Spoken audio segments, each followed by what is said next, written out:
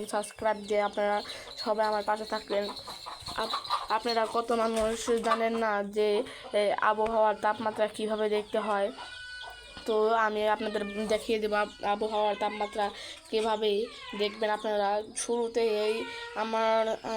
শুরুতে আপনারা এই একটা অ্যাপ আছে, ওই অ্যাপে ঢুকতে হবে। ওয়েদার অ্যাপের নাম হচ্ছে ওয়েদার। এই যে এই অ্যাপটা ওয়েদার, আমি আপনাকে ভালো করে দেখাচ্ছি দাঁড়ান।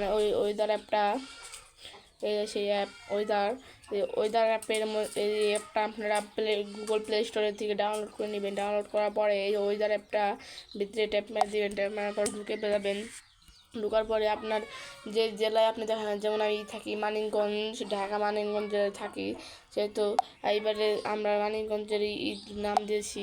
এখানে মেলা রকম অপশন পাবেন, মানে আপনারা দেখতে পারবেন। এই যে এখন মানিকগঞ্জে 29°+ তাপমাত্রা আছে।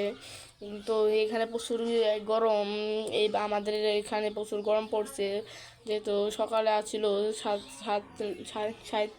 37°C, এখন 39 হয়ে গেছে।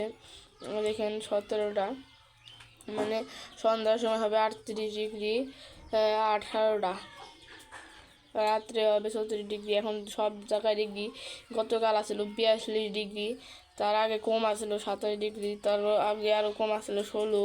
কমতে কমতে তার মাঝখানে একদিন এসে পড়েছিল 102°S।